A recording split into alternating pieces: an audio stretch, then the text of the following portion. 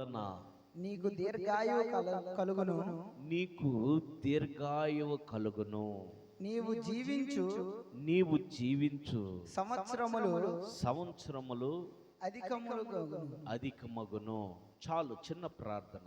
ప్రేమగల తండ్రి, ఇంతవరకు పాటల ద్వారా నిన్ను ఆరాధించి ఉన్నాం. ఆత్మతో సత్యంతో నీ ఆత్మాభిషేకం మా మీదకి దిగి వచ్చిన విధానాన్ని బట్టి స్తోత్రాలు. పరిశుద్ధాత్మతో మేము నాయన పరవశించిపోయి నిన్ను ఆరాధించి ఉన్నాం.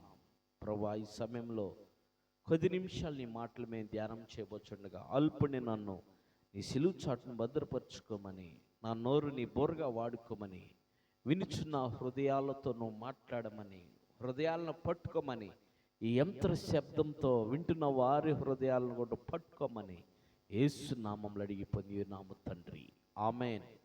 మంచిది. మరొకసారి చదివితే, నా వలన నీకు దీర్ఘాయువు కలుగును, నువ్వు జీవితాంతము నీవు జీవించే సంవత్సరములు అధికమగును. హల్లెలూయా. చూడండి ప్రభునందు పిల్లారా, ఈ మాటలో రాసినటువంటి వ్యక్తి సొలొమోన్ రాజు గారు. సొలొమోను ఆయనకి వాళ్ళ తండ్రి అయినటువంటి దావీదు చనిపోయిన తర్వాత రాజ్యాంగాన్ని పరిపాలించడానికి సొలొమోను ఒక చోటుకు వెళ్ళి ప్రభుని ప్రార్థిస్తూ ఉన్న సమయంలో, ప్రభు నీకేం కావాలో కోరుకో అని అడిగినప్పుడు సొలొమోను కోరాడు, అయ్యా నాకైతే నాకిచ్చినటువంటి పరిపాలన, ఈ రాజ్యాన్ని నేను పరిపాలించడానికి నేను చిన్నవాడిని, వీళ్ళని పరిపాలించాలంటే నాకు జ్ఞానము చాలదు, నేను జ్ఞానము లేనటువంటి వాడిని, నాకు జ్ఞానాన్ని దయచేయ్యా అని కోరుకున్నాడు.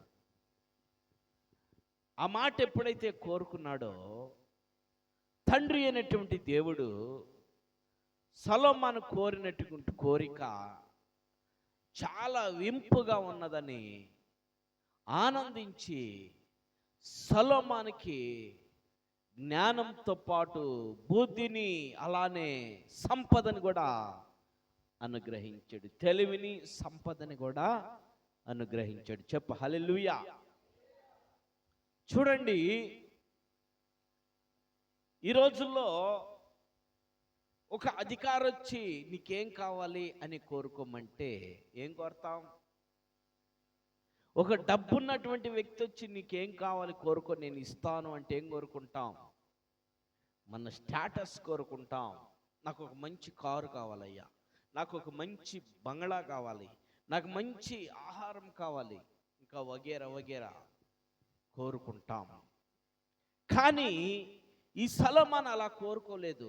ఏం కోరారంటే, నేను నా రాజ్యాన్ని, నాకు అప్పగించినటువంటి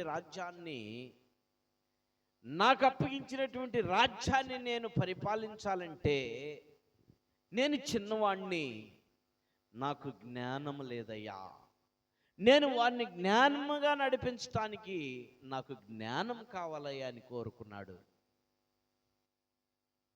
దేవుడు ఆనాటి కాలంలో అలాంటి జ్ఞానవంతుడు పుట్టలేదంట, ఇక తరతరాలకు కూడా పుట్టడని దేవుడు సెలవించాడు. సొలొమోను అటువంటి అంత జ్ఞానం. ఇప్పుడు నీ కోరికే దేవుడు కోరితే నువ్వేం కోరుకుంటావు? నేను కూడా సొలొమోను అంతటి జ్ఞానవంతుడిని కావాలయ్యా అని కోరుకుంటావా? చెప్పు, కోరుకుంటావా? నేను సొలొమోను అంత జ్ఞానవంతుని కావాలని కోరుకుంటావా? లేదు, ఛాన్స్. అక్కడ రెండు విషయాలు ఉన్నాయి. ఒకటి, సొలొమోను కంటే ఎక్కువ ఇవ్వాలి, లేదంటే సొలొమోను కంటే తగ్గి ఉండాలి. అలాంటిది కోరుకుంటేనే దేవుడు అనుగ్రహిస్తాడు. నేను సొలొమోనుకు లాగా అంత జ్ఞానం అంటే లేదు చెప్పేశాడు, ఆల్రెడీ తేల్చి చెప్పేశాడు. ఏమని తెలుసా? ఇలాంటి వాడు ఇంకా పుట్టడు. మరి అలాంటి జ్ఞానం నీకు రావాలంటే నీకు కుదరదు. నువ్వేం కోరుకోవాలా? అధికంగా కోరుకోవాలా లేక తక్కువన్నా కోరుకోవాలా? మర్మంతో కూడినటువంటి మాట. హల్లెలూయా. ఇప్పుడు అడిగినటువంటి మాట ఏందో తెలుసా? ఈ రాజ్యాన్ని పరిపాలించడానికి నాకు జ్ఞానం కావాలి. చూద్దాం 8వ వచనం కాడి నుంచి మనం స్టార్ట్ చేద్దాం. 8వ వచనం చదువు, మైక్లో చదువు, మైక్లో కరెక్ట్ చదువు, మైక్లో చదువు, అందరు వింటారు. అపహాసుకుని గర్దించిన ఎడల వాడు నిన్ను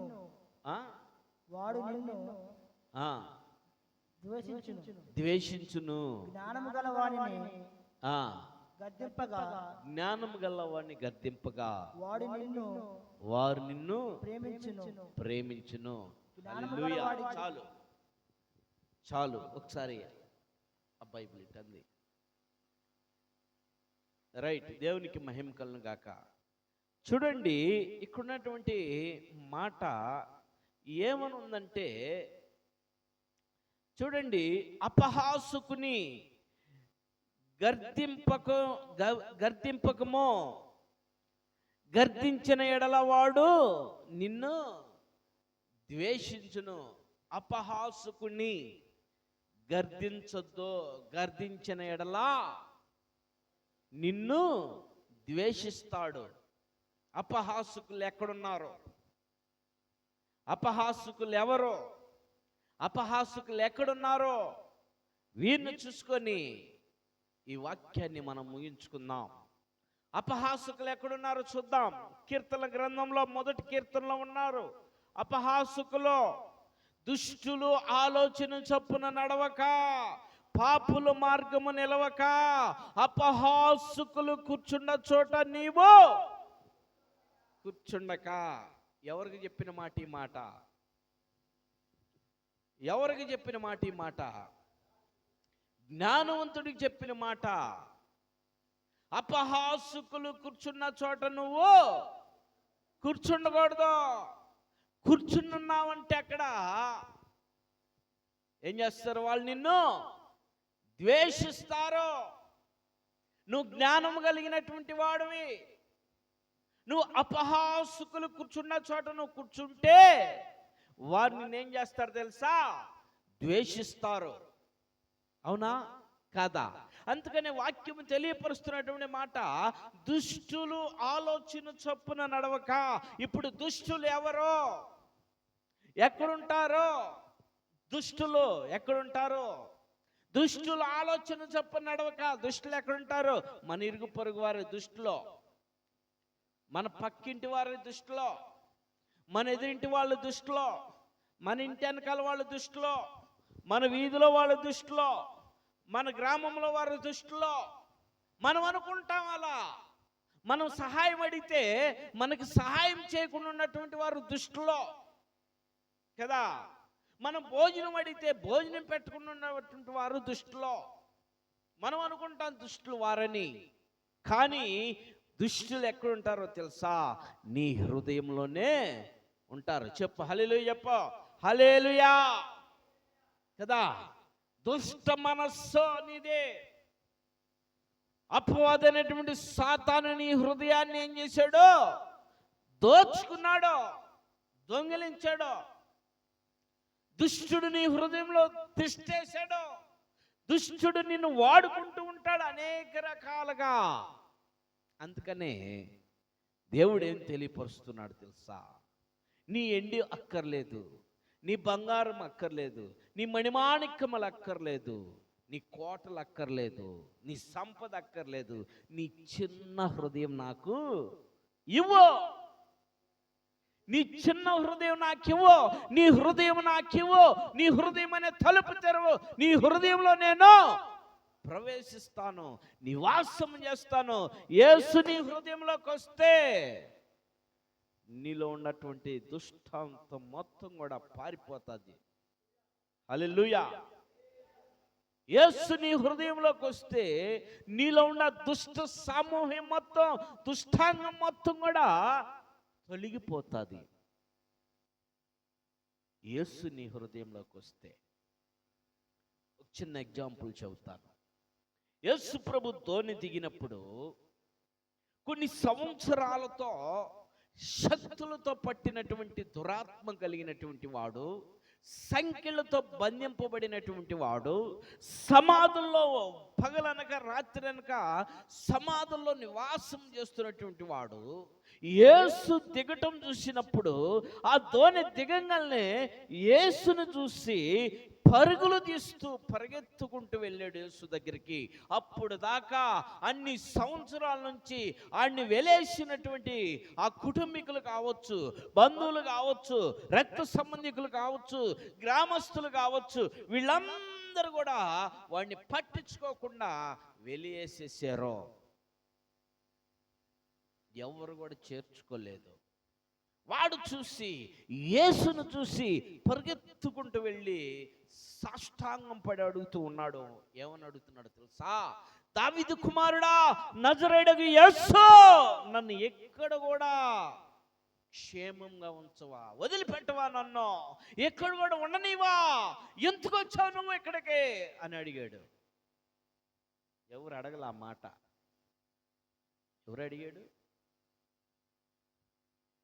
అపవాది శక్తులతో, దుష్ట శక్తుల హృదయంలో గలిబిలి చేస్తున్నటువంటి వాడు పరిగెత్తుకుంటూ వెళ్ళి ఆ అపవాది అడుగుతున్న మాట, నజరేయుడగు యేసు, నాతో నీకేం పనయ్యా, నన్ను ఎక్కడ కూడా ఉండనివా, ఎక్కడ కూడా ఉండనివా అంటే వాడు అడిగిన మాట, రెండో మాట, ఇక నువ్వు వచ్చినాక నాకు ఇక్కడ ఇంకా స్థలం ఉండిద్దా? నువ్వు వస్తే ఇక నాకు ఇంకెక్కడ స్థలం ఉండిద్దా? నన్ను ఆ పందుల్లోకి పంపియ్యా, నేను సముద్రంలోకి వెళ్ళిపోయి చచ్చిపోతాను అన్నాడు. ఆ సమూహం, ఎవడు నువ్వు? సేన.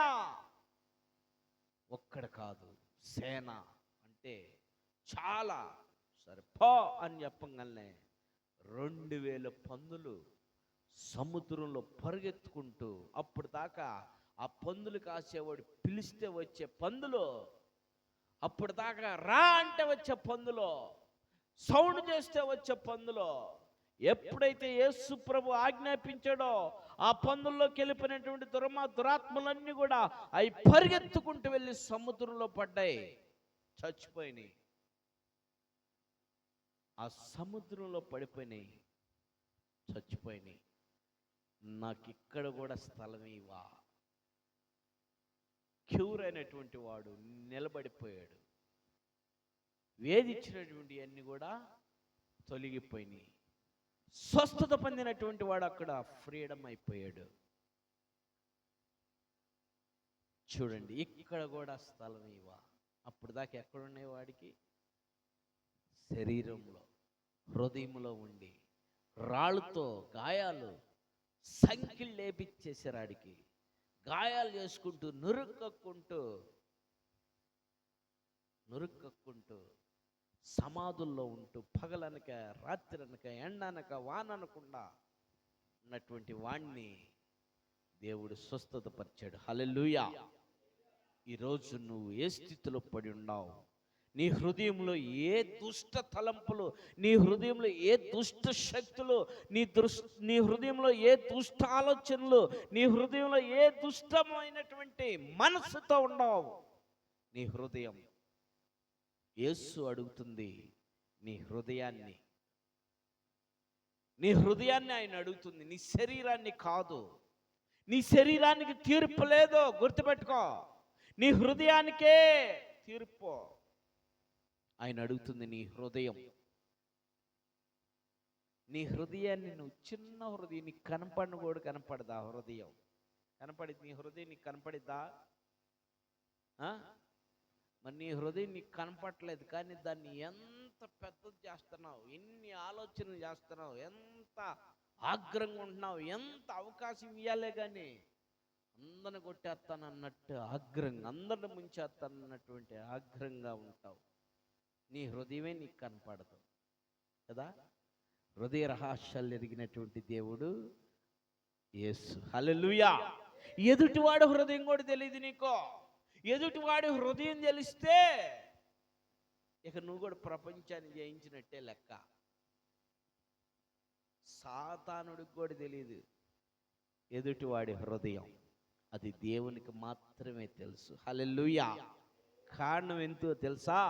ఒక వస్తువు తయారు చేసిన వాడికి తెలుసు ఆ వస్తువు యొక్క విలువ. ఒక మొక్క నాటిన వాడికి తెలుసు ఆ మొక్క విలువ. అవునా?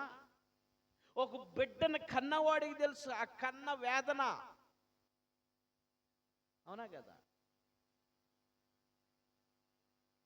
అందుకనే రాజ్యాన్ని పరిపాలించే జ్ఞానం నాకు దయచేయ. ఈ సొలొమోను ఎదుటికి ఇద్దరు తల్లులు వచ్చారు, ఒక బిడ్డని తీసుకొచ్చారు. చెప్పుకుంటూ పోతున్నాను. ఈ బిడ్డని బల్ల మీద పెట్టి, అయ్యా ఈ కుమారుడు నా కుమారుడు, నేను కన్నా 9 మాసాలు మోసి పెంచినటువంటి వాడిని నేను, కన్నవాడిని నేను, రక్తం పంచుకొని కన్నవాడిని నేనని ఇద్దరు తల్లులు పోటీ పడుతుంటే ఆయన దగ్గర జ్ఞానం పొందుకొని వెళ్ళాడు. అప్పుడే వచ్చినటువంటి మొదటి సమస్య ఇది. జ్ఞానం పొందుకొని వెళ్ళిన తర్వాత ఈ చిన్నది తీసుకొచ్చి పెట్టారు, కానీ పెద్ద సమస్య ఇది. చిన్నది అది దేవునికి పెద్ద సమస్య. మనమైతే మనం జుట్టు పీక్కోవాలి, ఏం చేయాలో అర్థం కాక. ఆయన ఏం చేశాడు తెలుసా? ఓకే ఇస్తారా బాకండి, కేకలు ఇద్దాం, నా కొడుకు నా కొడుకు నా కొడుకు నా కొడుకుని ఇద్దరు తల్లులు ఎగబడుతుంటే ఎవరికి సమాధానం చెప్పలేరు. ఎవరు ఎంతటోళ్ళు కూడా చెప్పలేరు. ఆ జనాంగం అందరూ, ఇజ్రాయెల్ జనాంగం అందరూ వచ్చాడు. దావీదు భలే తీర్పులు ఇచ్చాడు, దావీదు భలే ధైర్యవంతుడు, దావీదు సూపర్. మరి వాళ్ళ కొడుకు ఏమి లేనాడు, డమ్మీ క్యాండిడేట్ రాజు అయ్యాడు, ఈడి సంగతి ఏందో చూద్దామని వచ్చిన వాళ్ళు కూడా బోల్డ్ మంది ఉన్నారు. చుట్టూ గమ్మారు. బల్ల మీద పనుకోబెట్టా, పట్టున్నాడు కత్తి, వేసే 2 ముక్కలుగా చెరవ ముక్కిచ్చే అన్నాడు. అంతే. వేయిపోయే టయానికి కన్న తల్లి 9 మాసాలు మోసి కన్న తల్లి వచ్చి అడ్డుపడింది. అయ్యా ఈ కొడుకు నా కొడుకు కాదు, ఈ కొడుకు దాని కొడుకే, నా కొడుకు మాత్రం కాదు, దాని కొడుకే. నేను అబద్ధం చెప్పానయ్యా, దాని కొడుకు ఇచ్చేసేయి, నరకొద్దు, ఇచ్చేసేయి అంది కన్న తల్లి. రెండో తల్లి అందు తెలుసా? నో, 2 ముక్కలు ఇవ్వాల్సిందే, 2 ముక్కలు చేయాల్సిందే, నో 2 ముక్కలు చేయాల్సిందే అని ఎదురు చెబుతూ ఉంది. కన్న తల్లి నా కొడుకు కాదు, దాని కొడుకే, ఇచ్చేయి. వద్దయ్యా వద్దు వద్దు, దాని కొడుకు చంపొద్దయ్యా, నరకొద్దయ్యా, ఇచ్చేసేయాలి. ఇదేమో నా కొడుకే, 2 ముక్కలు చేయాల్సిందే, 2 ముక్కలు చేయాల్సిందే అంటుంది. ఇది సొలొమోను అన్నాడు, దాన్ని పట్టుకురండ్రా, నిజమైన తల్లి ఇదిగో ఈమెకి ఇచ్చేసేయండి ఈ బిడ్డని. దాన్ని తీసుకొచ్చి సరసాలేసి చంపేయండి, దాన్ని డిసైడ్ స్పాట్లోనే చేసేసాడు. కారణం ఏంటో తెలుసా? 9 మాసాలు మోసి పెంచి పుట్టినటువంటి బిడ్డని పెంచినటువంటి తల్లికి తెలుసు తల్లి బాధ, తల్లి కష్టం, ఆ బిడ్డ పడే బాధ, బిడ్డ పడే కష్టం తల్లికి తెలుసు. తల్లి ముందు బిడ్డ చనిపోవటం ఏ తల్లి కూడా ఇష్టపడదు. అది గ్రహించాడు ఆయన. ఇప్పుడు నిన్ను తన హస్తాలతో, నువ్వు నీ తల్లి గర్భంలో జన్మించాను అనుకుంటున్నావేమో, నువ్వు మా నాన్న నాకు జన్మనిచ్చింది అనుకుంటున్నావేమో, నువ్వు తల్లిదండ్రుల యొక్క దాంపత్య జీవితంలో కలయికలో కోట్ల కణాలు వెళ్తాయి, కోట్ల కణాలు వెళ్ళి వస్తాయి. ఆ కణంలో నువ్వు ఒక్క కణమే, గుర్తుపెట్టుకో, అది దేవుని ఆజ్ఞ. ఆ ఆజ్ఞకి నువ్వు ఆ కణం లోపలికి వెళ్ళి బయటికి రాలా. ఆ కణము నువ్వు గుర్తుపెట్టుకో, దేవుడిచ్చిన ఆజ్ఞ ప్రకారంగా నువ్వు జన్మించావు, ఈ భూమి మీదకి రావటానికి కారణం అయ్యావు. నా తల్లిదండ్రులు కాదు నాకు జన్మనిచ్చింది, నా దేవుడు నన్ను తన హస్తములతో చెక్కుకొని ఉన్నాడు. ఒక రూపాన్ని తల్లి గర్భంలో నుంచి బయటికి తీసుకొచ్చాడు. ఆయన నీకు ఇచ్చినటువంటి ఈ యొక్క జన్మకి మరి నువ్వు ఆయన్ని విడిచిపెట్టి తెలియని హృదయం, చూడనటువంటి హృదయము, గ్రహింపలేనటువంటి హృదయాన్ని నువ్వు నీ హృదయంలో పెట్టుకొని, నీలో పెట్టుకొని నీ ఇష్టానుసారమైనటువంటి జీవితం నువ్వు జీవిస్తే, మొక్క నాటిన వాడికి పీకటం పెద్ద గొప్ప అయిద్దా? మొక్క నాటిన వాడికి పీకటం గొప్ప అయిద్దా అమ్మా? పీక అవతలేస్తాడు, గుర్తుపెట్టుకో. నీ హృదయాన్ని దేవునికి ప్రతిష్ఠించకుండా, నీ హృదయాన్ని దేవునికి సమర్పించకుండా, నీ హృదయం దేవుని కోసము తప్పించకుండా, నీ ఇష్టానుసారమైనటువంటి వేషాలతో, నీ ఇష్టానుసారమైన వేషధారణలతో, నీ ఇష్టానుసారమైన జీవితం నువ్వు జీవిస్తే నీ మొక్కను కూడా పీకేస్తాడు, గుర్తుపెట్టుకో. పనికిరాని మొక్కను నరికి ఏడేమన్నాడు? అగ్నిలో వేయమన్నాడు. ఒకరోజు యేసు ప్రభు శిష్యులతో కలిసి వెళ్తూ ఉంటే, నీ స్థితి అలాంటిది, గుర్తుపెట్టుకో. ఒకరోజు యేసు ప్రభు ఆయన శిష్యులు వెళ్తూ ఉంటే ఒక అంజూరపు చెట్టు కనపడిందంట. ఆ అంజూరపు చెట్టు అంటే చక్కగా ఉందంట, అందంగా ఉందంట, పచ్చని ఆకులతో ఉందంట, చక్కగా పచ్చగా ఉందంట ఆకులతో. దేవుడు మంచి మర్మం ఇచ్చాడు ఇప్పుడు కూడా. దేవునికి మహిమ కలుగును గాక. ఆమేన్, హల్లెలూయా, గ్లోరీ టు గాడ్. దేవునికి మహిమ. మంచి మర్మం. కాయలుండ ఆ చెట్లకి ఆకులు ఏమవుతాయి? పండుతూ ఉంటాయి, అంటే వడిలిపోయి ఉంటాయి, పండి ఉంటాయి ఆకులు. అవునా? గమనించారా? కాయలుండ చెట్టుకి, పూలుండ చెట్టుకి ఆకులు పండుతాయి. చూసుకోండి, ఎప్పుడైనా మీరు గుర్తు తెచ్చుకోండి. ఈ ఆకుకి కాయ లేదు, పూత లేదు. ఆకులు ఎలా ఉన్నాయి? పచ్చగా ఉన్నాయి. పచ్చని జీవితం నువ్వు జీవిస్తున్నావేమో. నాకు అన్ని సమృద్ధిగా ఉన్నాయి అనుకుంటున్నావేమో. నేను పడుకుంటానికి గృహం ఉంది, ఉండటానికి ఇల్లు ఉంది, తినటానికి తిన్నుంది, నాకు పోషించే నా బిడ్డలు అందరూ ఉన్నారు అనుకుంటున్నావేమో. నీ కుటుంబం చూస్తే పచ్చగా ఉంది అనుకుంటున్నావేమో. పనికిరాని చెట్టుని నరికి అవతలేస్తాను అన్నాడు దేవుడు. నరికి వేసేసే అగ్నిలో. పనికిరాని చెట్టుగా నువ్వు ఉన్నావు. నువ్వు అంతా దేవుడు నీకు అన్ని సమృద్ధిగా ఇస్తే, దేవుని సన్నిధికి రాకుండా, దేవుని సన్నిధికి దూరంగా ఉంటూ నువ్వు పనికిరానటువంటి జీవితం నువ్వు జీవిస్తూ ఉన్నావు.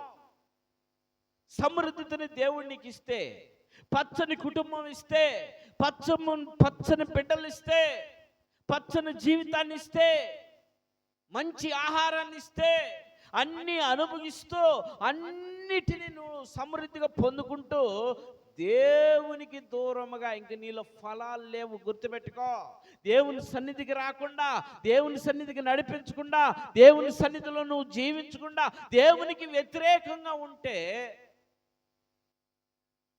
నిన్ను కూడా నరికి అగ్నిలేసేయటమే, గుర్తుపెట్టుకో. పచ్చని ఆకులు నీలో ఉంటే ఫలితం లేదు. నువ్వేం చేయాలా? ఫలించాలా. ఫలవంతమైనటువంటి జీవితం. నిన్ను బట్టి మరొకళ్ళు జీవించాలా, నిన్ను బట్టి మరొకళ్ళు దేవుని సన్నిధికి రావాలా, దేవుణ్ణి ఆరాధించటానికి. నువ్వు పచ్చగా ఉన్నావు అనుకుంటున్నావేమో. పచ్చగా ఉంటే ఏంది? పెద్ద జబ్బు అది కదా, పెద్ద జబ్బు. పచ్చగా ఉంటే పచ్చ కామెర్లు, అవుట్ ఏమి తినటానికి లేదు. అవునా కదా? పసికిర్లు అయితే ఏంటంటే ఒళ్ళంతా పచ్చగా అయిపోతావు. ఒకవేళ నువ్వు ఆ రీతిలో పచ్చగా ఉన్నాను అనుకుంటున్నామేమో, గుర్తుపెట్టుకో. నీ పని ఖతం. దేవుని సన్నిధికి రా. దేవుడు ఈ వాక్యము నీకు తెలియపరుస్తుంది. అందుకే ఏమనంట, అపహాసకుల్ని ఏం చేస్తే, చూడు ఆ మాట మరొకసారి చూడండి, ఆ మాట చూద్దాం. అపహాసుని గద్దింపకమో. అపహాసకుల్ని గద్దిస్తే ద్వేషిస్తారో. ఎందుకు ద్వేషిస్తారో? నలుగురు కూర్చొని ఒకళ్ళని ఆడిపోసుకుంటూ ఉంటే ఆడకెళ్ళి ఎందుకు వాళ్ళని అనవసరంగా తిడుతున్నావు అంటే ఏమంటారు? నిన్ను బాణం ఎదుటి తిరిగి అటు వాళ్ళ మీద పోయి తిరిగి మనకి గుచ్చుకునిద్ది. అవునా కదా? చూడు, అబ్బా ఎంత జ్ఞానంగా రాసినటువంటి మాట ఇది. అవునా కదా? ఎంత జ్ఞానముగా. అపహాసకుల్ని గద్దిస్తే జరిగే పరిమాణం ఇది. అందుకనే కొరింథీయుల్లో రాశాడు అపోస్తలుడైన పౌలు గారు ఏమని రాశాడంటే, నశించుచున్న వారికి దేవుని మాటలు ఎలా ఉంటాయి? వెర్రితనంగా ఉంటాయి. నశించిపోయే వారికి అపహాసకులు దేవుని మాటలు వెర్రితనంగా ఉంటాయి. రక్షింపబడుతున్నటువంటి వారికి దేవుని మాటలు జీవము కలిగి ఉంటాయి. ఇక్కడ ఉన్నటువంటి మాట అదే. ఏమనంటే రెండో మాట చూస్తే, రెండో మాట చూడండి, అపహాసుని గద్దింపకము, గద్దించిన వాడు నిన్ను ద్వేషిస్తాడు. జ్ఞానము గలవాడిని గద్దింపము, వాడు నిన్ను ప్రేమించును. జ్ఞానము గలవాడిని గద్దించు, వాడు నిన్ను ప్రేమించును. జ్ఞానము కలిగిన వాడు, దేవుని సన్నిధికి వెళ్ళేవాడు, రే ఇక్కడ ఏం పని నీకు ఉండకూడదు, నువ్వు పో ఇంటికి వెళ్ళిపో అంటే వాడు ఏమి మాట్లాడకుండా ఇంటికి వెళ్ళటానికి సిద్ధపడి వెళ్ళిపోతాడు.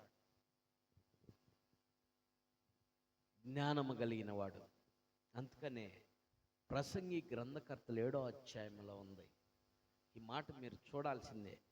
ప్రసంగి గ్రంథకర్త 7వ అధ్యాయం 3వ వచనంలో ఉంది, బుద్ధిహీనులు పాటలు వినేట్టుకంటే జ్ఞానులు గర్దింపు వినుట మేలు. బుద్ధిహీనులు పాటలు వినుటకంటే జ్ఞానులు గర్దింపు వినుట మేలంట. బుద్ధిహీనులు ఏం చేస్తారు తెలుసా? పాడతారు. నీకేమయ్యా, నీకేమయ్యా, నువ్వు చెట్టు ఎక్కుతావు, నువ్వు ఎక్కగలవురా, నీ అంత తోడు లేడురా, నువ్వు చెట్టు ఎక్కుతావు, కళ్ళు తెస్తావు, మనం తాగుతాం, నువ్వు డ్రైవింగ్ చేస్తావు, 10 మందినైనా నడుపుతావు, ఎక్కువ ఆటో బ్రాంచ్ షాప్కి వెళ్దాం, అట్టా వగేరా వగేరా వగేరా వగేరా. ఆ రీతిలో రచ్చగొట్టి తీసుకొని వెళ్ళి చివరికి ఏమయ్యేస్తారు? ప్రాబ్లమ్స్లో పడి వస్తారు. అదే జ్ఞానులు రే నువ్వు వెళ్ళకూడదటో, అక్కడికి వెళ్ళొద్దు అని నువ్వు వినగలిగితే, వెళ్ళొద్దన్న స్థలానికి వెళ్ళకుండా ఉంటే నువ్వేమవుతావు? మేలుగా ఉంటావు. లేకపోతే ఆ కీడు నిన్ను పట్టుకునిద్ది, ఆ కీడు నిన్ను పట్టుకునిద్ది. ఇక్కడ నశించుచున్నటువంటి వారికి దేవుని మాటలు వెర్రితనంగా ఉంటాయి. రక్షింపబడుతున్నటువంటి వారికి దేవుని మాటలు జీవము కలిగి ఉంటాయి. జీవము, ఈ జీవము ఎలా ఉందో తెలుసా? యేసు ప్రభు కొండ మీద బోధిస్తూ ఉన్న సమయంలో 3 రాత్రులు 3 పగల్లో ఆహారం లేకుండా, మంచినీళ్ళు లేకుండా కదల్లా. అక్కడి నుంచే ఆహారం ఏదయ్యా, మంచినీళ్ళు ఏదయ్యా అని కదల్లా. 2 గంటల సేపు ఉన్నామో లేదో తక్కన ఉడికిపోయింది మాకు ఆహారం లేక. కానీ 3 రాత్రులు 3 పగళ్ళు లెగవలేదంట. 3 రోజులు. యేసు ప్రభు శిష్యులు వచ్చి, బోధకుడా ఇంతసేపు ఉంచే వెళ్ళని ఆకలితో నేర్చుకెళ్తారేమోనయ్యా. ఒరే ఒరే ఒరే ఒరే నేను కూడా మర్చిపోయాను రా, నేను కూడా మర్చిపోతారు. ఏమన్నా ఉంటే తీసుకురండి అంటే వాళ్ళు అంటారు, 7 ఏడ దొరుకుతాయి?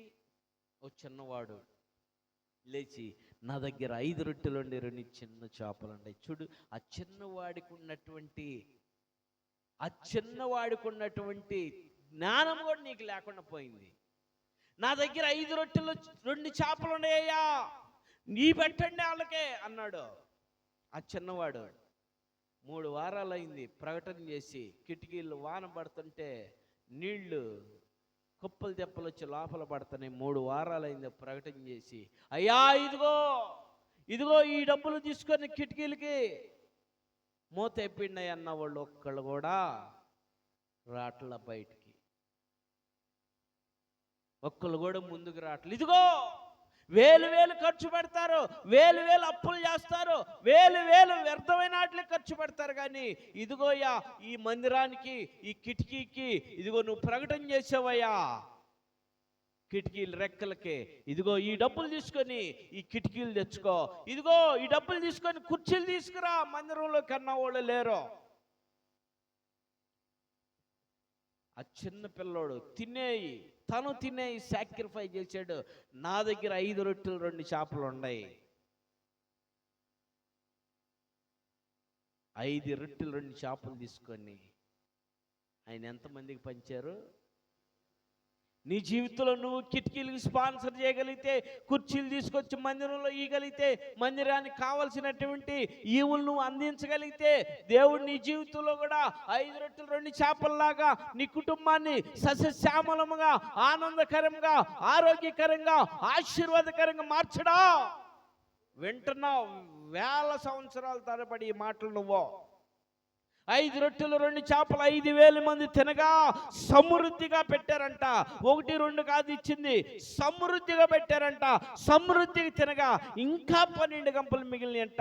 నువ్వు కూడా అలాంటి జీవితం కలిగి నువ్వు ఇష్టపూర్వకంగా దేవుని మందిరానికి సహాయం చేస్తే నీ జీవితంలో కూడా ఏది కొద్దు ఉండదో. నీకు వచ్చేది 1000 రూపాయలే కావచ్చు వారానికి, అందులోనే దేవుడు నీకు సమృద్ధి అయినటువంటి జీవితాన్ని ఇస్తాడు. చెప్పు హల్లెలూయా.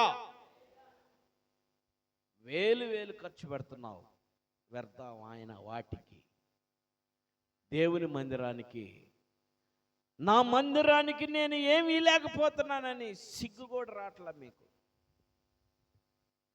ఈ రాత్రి దేవుడు నీకు తెలియపరుస్తున్నటువంటి మాట, నీ గృహం బాగుంటుంది, మరి నిన్ను పోషిస్తున్నటువంటి, ఆరోగ్యం ఇస్తున్నటువంటి, ఆనందాన్ని ఇస్తున్నటువంటి, సంతోషాన్ని ఇస్తున్నటువంటి దేవుని గృహం చూడండి ఎలా ఉన్నదో.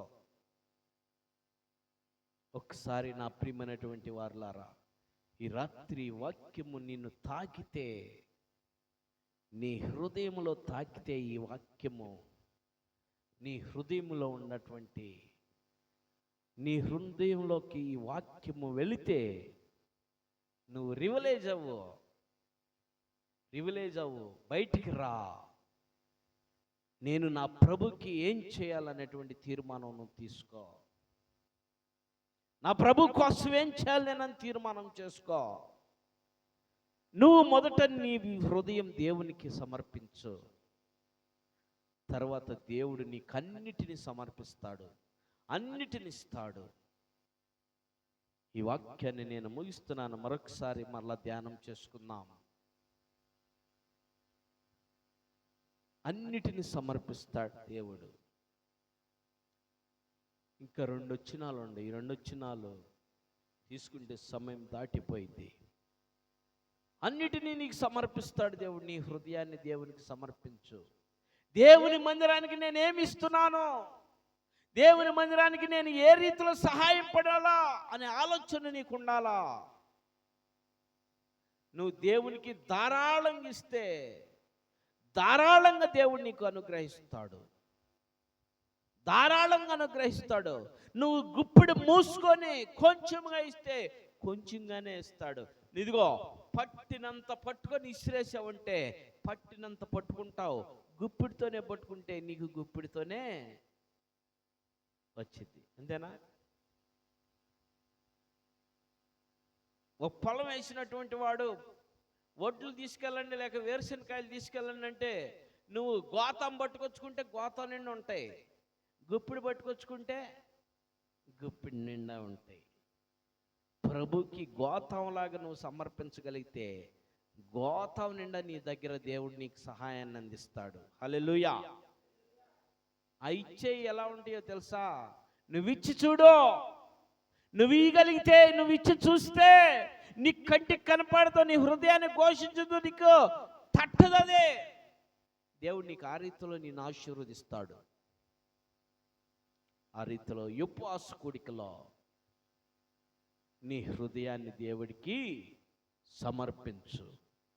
ఈ రాత్రి ఉపవాస కూడికలో నువ్వు అడుగో, నీ హృదయంలో ఉన్న వేదన ఏంటో అడగటానికే నిన్ను పిలిచింది ఉపవాస కూడికి. అడుగుడి నీకు ఇవ్వబడును, వెతుకుడి నీకు దొరుకును, తట్టుడి తీయబడును. నువ్వు అడిగితేనే నీకు దేవుడు ఇయటానికి సిద్ధంగా ఉన్నాడు. అడగపోతే ఇంట్లో నీ అమ్మ కూడా నీకు అన్నం పెట్టదో. మీ ఆయన కూడా నీకు కూరకు డబ్బులు ఇవ్వడు నువ్వు అడగకపోతే. రెడీ అయ్యి టగడక ప్యాంటు సొక్క వేసుకొని వెళ్ళిపోతాను చూస్తాడు. రాత్రి చిని ఉంటేలే అన్నట్టుగా మ్యాప్ వేసి నువ్వు అడగకుండా ఉన్నావంటే కడుపు మాడినట్టే నీది. ఏందయ్యో వెళ్ళిపోతున్నావు, కూరట్ట పిల్లలకి అన్నానికి వస్తారు, మధ్యాహ్నానికి డబ్బులు ఇచ్చేళ్ళు అంటే కదా. నిన్నిచ్చిన ఏమైందని జేబులో ఆ మాట అని, నిన్నిచ్చిన ఏమైనాయి రవి అనవా నువ్వు? నిన్నిచ్చిన ఏమైనా చందు నువ్వు అనవా? బద్రి టైం ఉందిలే. నిన్నిచ్చిన ఏమైనా అని చెప్పి జేబులో తీసి 100 ఉంటే 50 ఇచ్చి వెళ్తాడు, ఎట్టో చేసుకోండి అని. అవునా కదా? ఆ రీతిలో మరి అడగకపోతే నీకు, ఇవ్వకపోతే నీకు దొరకదు. కనుక ఈ రాత్రి నువ్వు నీ ప్రభు పాదాలు పట్టుకొని హృదయపూర్వకంగా నీకు కావాల్సిందంత అడిగి ఆయన దగ్గర పొందుకో. దేవుడి కొద్ది మాటలు దీవించును గాక. ఆమేన్. దేవుడి ఈ వాక్యం ఇంతటితో ముగిస్తుంది. దేవుడి కొద్ది మాటలు దీవించును గాక. ఆమేన్.